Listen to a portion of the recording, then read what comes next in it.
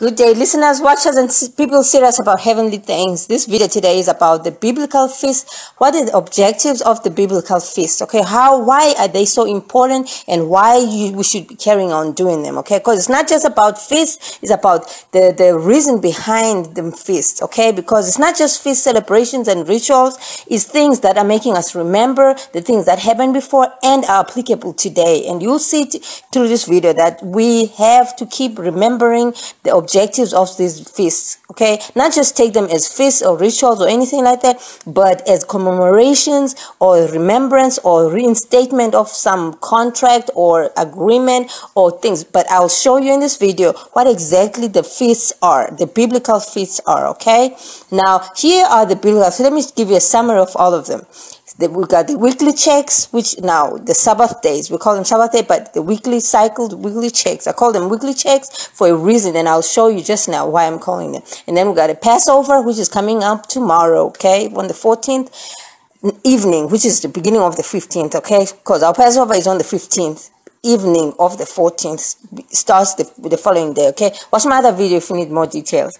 And then we got unleavened bread. I call it soul detoxing. Okay, this is just a summary. I'm going to get into the details of this video so you can understand why it's so important that we keep these feasts. Okay, they are not just feasts. I reiterate that they are remembrance or commemorations, keep us in check. Okay, and then we got next the ongoing dedication, which is the first fruits and wave offering, which is a together thing. Okay, I'll show you what happens in there too. And then we've got the last one, which is one with your creator. Okay, which is now the 7 months feast. It's a set of feasts, but they're all about being one with your creator. Okay, so here I'm just summarizing each and every one of them. I'm packaging them together and lumping them together so you can have a better understanding of the purpose of these feasts, okay, and how they really benefit you if you keep them. Because it's not about keeping rituals, and some people say no, they're nailed on the cross because they don't understand why are they there, why were they in the first place there. Because we would not have this mess in the world if we kept these. And it's not about just keeping them because they are rituals, and they are not rituals. They are commemorations, remembrance, like you do your birthday. You don't stop because you were born then and then you stop doing your birthday. You keep remembering that day your mom gave birth to you. So it's some similar things to that, okay? So here, let's start with the first one, the weekly cycles. Okay, the weekly cycles were told, Leviticus 23, that we gotta do it on the 7th day. If we need these slides, most of these slides where I'm writing the text is from my video where I'm writing the details on each and every Bantu feast. I call them Bantu feasts or original biblical feasts. Okay, so if you want more detail, because I'm not gonna get into detail on the days, on what we should be doing on that day, I'm just showing you the purpose of each and every one of them feasts. Okay, one detail, go to the videos, because I got the videos out there already, way I think 2 years ago. Okay, this slide is from one of them. So the first one is the weekly cycles. Weekly cycle is on the 7th day, as you can see over there, that calendar. First day is the opening day. In Bantu, it's called the opening day, okay? And then we've got the second day. We don't have the first day in Bantu. We have an opening day, Mvulo, opening day. And then we've got the second day, which is the Romans or the pagans, what they call it, Monday. That's the second day. Everybody knows Sunday is the first day, okay? We call it opening day. They just twisted things around, but the cycle is always 7th-day cycle. Ever wondered why the world, why Shonini made the world keep 7th-day cycle? No matter what the devil does, he must keep the 7-day cycle, 7-week cycle, okay? So every week gotta have 7 days. Why? The purpose is to have this 7th day. Why are we supposed to have this 7th day? Is because it keeps us in check. Okay, it's the day to keep us in check. I mean, Monday, Tuesday, when people do a whole lot of things, there's things happening in the world. But on that 7th day, you keep in check. You have to sit and rest. It's a day of rest. And what do you do to keep in check? What makes you keep in check on that day is because you rest. You start acting right just for one day in a week. And you tell me on Monday you won't have that still doing right. If you keep that 7th day to watch your words, because Sonini says, do not speak your own words. That means don't be saying bad words and say, watch your mouth on just one day and watch good, feel good stuff. You can do a Bible reading, something that is feel good, something that edifies your soul, and you rest. Everything, your soul, body, everything is rested on that day. Okay, one day. And you tell me you won't get rid of all these toxic diseases, all these things that get into your mind, and you worry free on just one day. Okay, so this is really helping us. It's for our good. Okay, now let's go into the next one. Next one is the Passover, the one coming tomorrow. Okay, when I say tomorrow, if now this video is gonna carry on the YouTube. So when I say tomorrow, I mean April the 15th. Okay, but now our April 15th starts on 14th when the sun goes down. Is the beginning of the 15th. Okay, sun goes down on the 14th. We're starting the 15th. Right. So now. Passover. Now, what is the purpose? What is the purpose of this Passover? Why should we still keep it? Because now we have a lamb, we're done it. No, this Passover is to remember us. It's a remembrance of being rescued, saved. Okay. Now we keep remembering that we have a lamb that was sacrificed for us. I know them Christians do this really good. Okay. So we have a Passover lamb that died for us. For our sins. We always appreciate what the Creator did for us. And we also appreciate what the Creator carries on doing, carries on saving us. We know who saves us in situations. So this is not just a feast, a ritual, one day thing.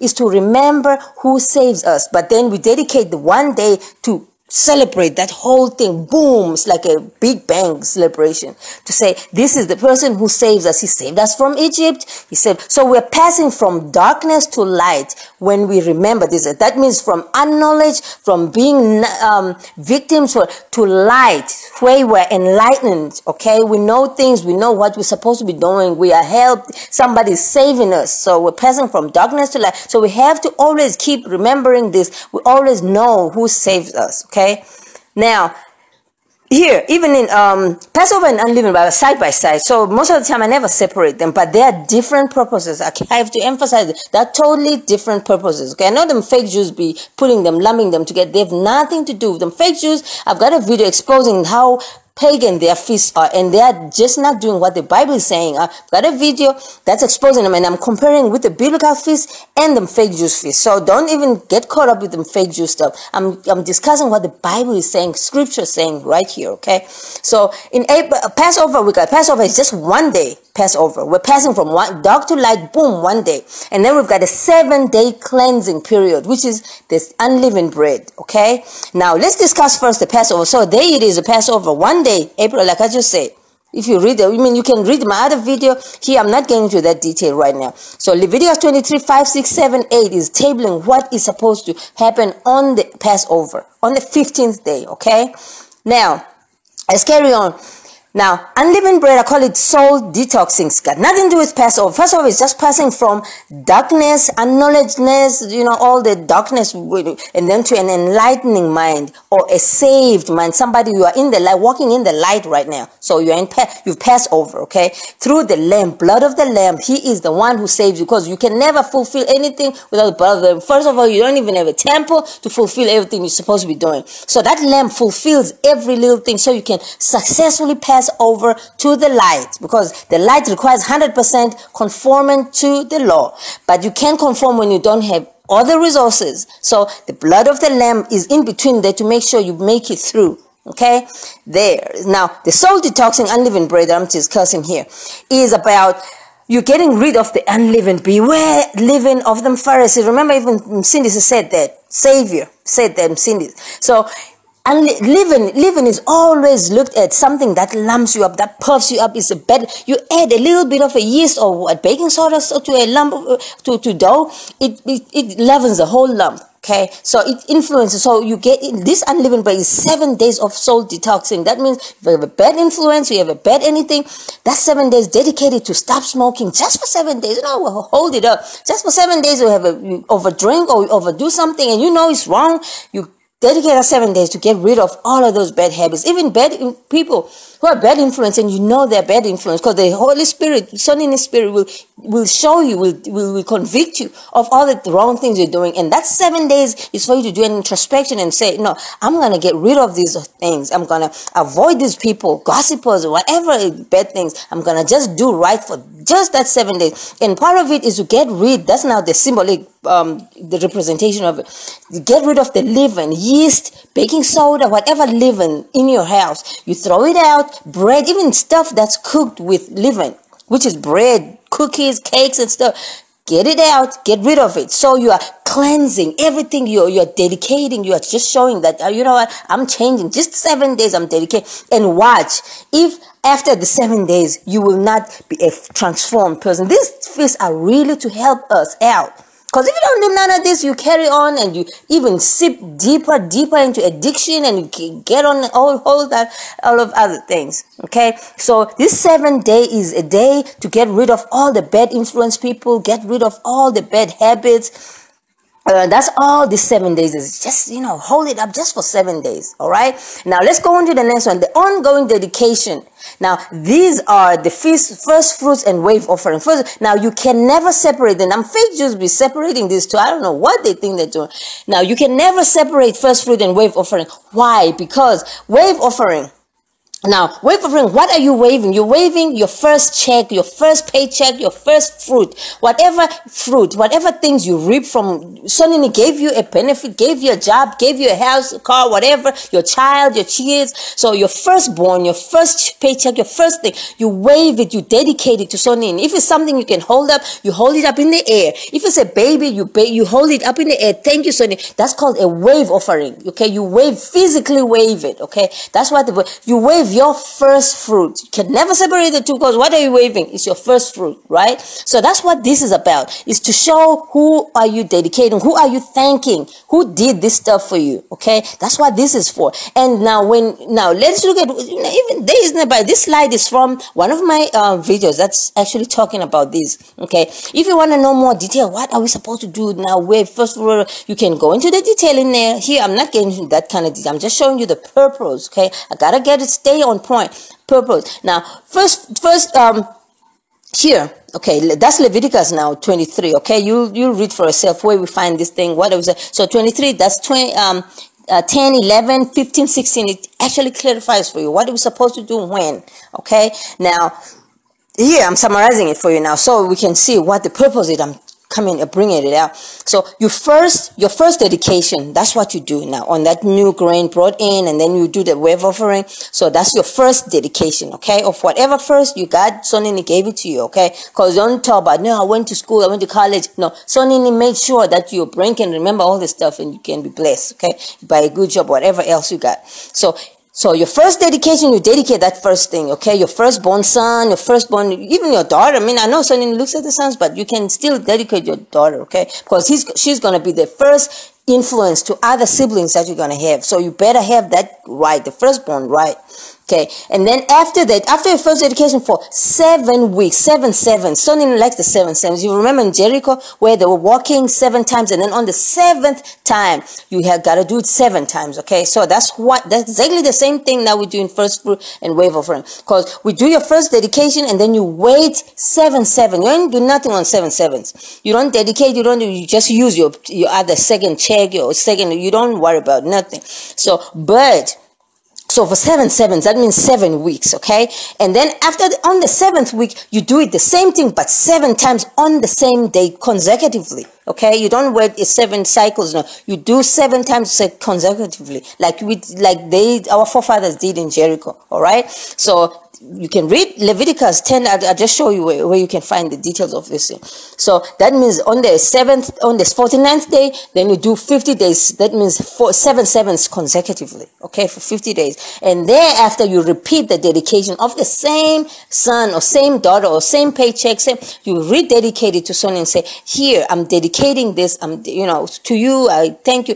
Now, I know that check you used, because now you only dedicate a portion, a 10, you see a 10 here, there's a measurement to. You don't give the whole paycheck. You dedicate the check, but then you have to give a certain portion, and then you keep the certain portion. I think it's 10% or something like that, and then you keep the portion. But then at this point in time, after the 50th day, you read on that current, whatever you're reaping on that day. You don't keep the old 50 days ago. No, you use that, and then whatever you're reaping new on after the 50th day, that's what you dedicate again. It's like a revival of that same dedication. Okay, this is so simple, so simple. Just the devil don't want us to keep this thing, because this is just to show, the benefit of keeping. I mean, that's what the Jericho I was talking about. There's an example there. The walls of Jericho fell down after they did that 7 sevens, and then that's the 7 days again. all the walls, everything break down. Your boss is mean to you. He's the Jericho walls. He will break down. When you dedicate this, your son, your firstborn, your whatever, all that rebellion will be gone. You break the walls of Jericho with this kind of approach. I'm telling you. Because everything Sonini gives us is for our benefit, and it's loaded with benefits. It's not just a waste of time. It's loaded with benefits. If we do it, we break down the walls of Jericho around us. All the mean people, all the people, all the traffic, all the houses, everything that is a wall of Jericho breaks down. If we first dedicate, when we enter, we pave our way so that everything that happens subsequently thereafter will be broken down, will fall into place in our favor. Okay, that's what this is trying to give us. But if we don't do this, then we have all these problems. We get fired from a job. We get this. Our son is rebellious, and then it's the siblings copy what the firstborn is doing, and it's whole big ball of mess. Okay, so we have to make sure, like I just showed you now. So if you don't dedicate,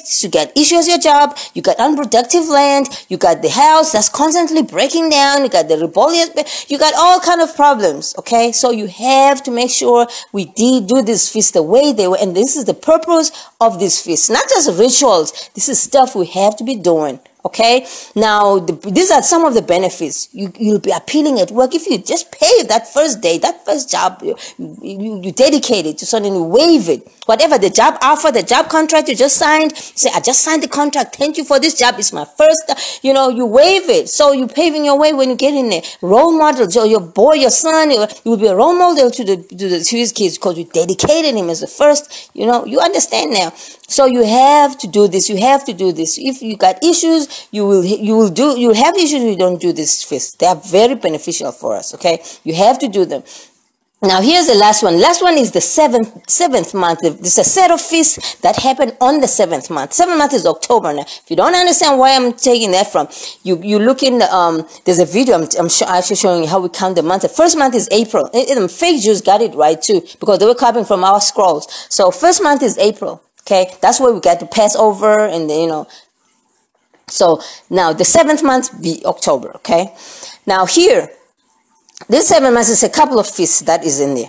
So now it's all about being one with the Creator. All them feasts is all about being one with your Creator, which is the biggest ever set of feasts. Okay, and we start off with the trumpets. Now with the trumpets, what we're doing is, okay, maybe let me just reverse it now. In Leviticus 23, in 35 is actually showing us what we're supposed to be doing in this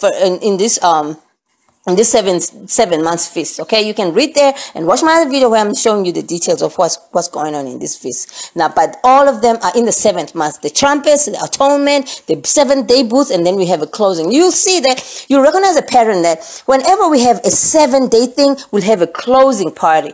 7-day thing, a closing party. Okay, so every time we have like we had the previous one I just discussed, where we have a 7-day celebration over there, which is unleavened bread, the one that's coming up now. At the end of that 7 day, on the 22nd, which is now the last day, like the last day is the 21st, but then the 22nd is the day we do a closing, like we do a celebration. We set up our day. It's like a little party to close. So same thing here. On the 7th month, after that booth is for 7 days, so we do a little party that is like a closing. Now it's called a closing festival because we're closing the year. Then until we start again in April again with the Passover. Okay, so here we got the trumpets. Now the purpose of this trumpet. Now let me show you the purpose of each one of these 7 feast months. Okay, the first one is the trumpet. Now this trumpet is for each and every children of Israel. Wherever you are, we know each other because on that particular day, one day, everyone makes some noise. Every children of Israel gotta make some noise with the trumpet on that day. That's how we know, oh, there's my neighbor, there's my brother, there's my sister over there. Because we're all scattered in the world. Suddenly knew the future before even it began. So he gave us this feast to say, on that one day, which is the October 1st, okay, it's called the new moon, the new month. The month is only starting. So on that first, we blow the trumpets, each and every one of us, okay? But now we don't blow the trumpet. That's why we don't even know each other. Okay, so that's the one day we blow trumpets. That's the purpose of it. We know each other. It's a final call. Blacks, children. I see that man is all putting in the newspapers trying to get the children together. If we all blew the trumpets and we keep that feast, he wouldn't even need to publish in newspaper.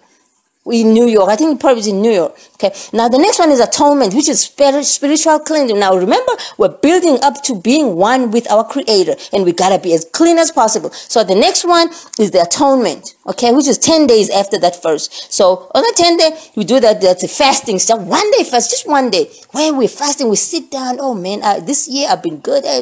You fast, you typically fast and say all the things, because now we're building up to the booth. In the booth, we physically speak with the Father. Sonin is here. We're sitting, we're eating with him, we're with him. That's how the forefathers used to be. They would be in tabernacle with him, sitting in the tents with him in the midst of the children of Israel. But now they had to do that fasting first. And then when they come out of the fasting, they are ready, they're spiritually strong to meet with the Father and sit with him. It's the same thing we can do now, because the Father, Sonin, is still here. He's still waiting for us in that booth for that 7 days to say, now we're dedicating, we're with you, but now we got to go offside, be in tents, be in nature, because Sonin probably likes the nature. He don't like the city living, because he's a natural, he created nature. Okay, let me say that. So now he says that we got to go out there, be in nature. Now after all this fasting, we already know what we want to talk to him about. We're spiritually strong, and we can discern, because he's a spiritual being too. So we can closely discern what he's saying. We can hear in spirit better after this fasting. So we do that atonement on October 10th, which is the fasting, which is the purpose of that. And then with that 7-day booth,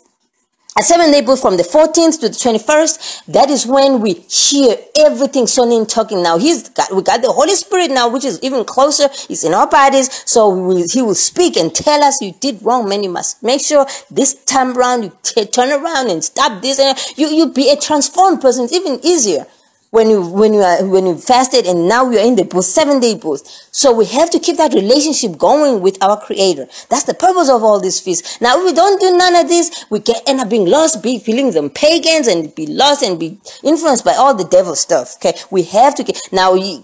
Remember, now after the 7-day thing, we have the closing festival. And all them feasts are all the biblical feasts, just like the objectives. If you went to college, you understand. Objectives are specific. They are measurable, achievable, rewarding, just like I just discussed with you now, and are timely. Timely, that means there's a specific time, there's a time period for it. At a certain time, you get your first whatever. There's a certain time you gotta do. You can't skip and say, okay, I got my first paycheck, but I'm gonna go to work and work for a month and then do no. You gotta do it just before, because you're paving your way going in. Okay, so all of these are objectives, and we have to keep them. So that was your video for the purposes of the biblical feasts. We have to keep them. There's no way to worry about it. They're beneficial for us. Okay, so ask some questions if you want to need more. Bye.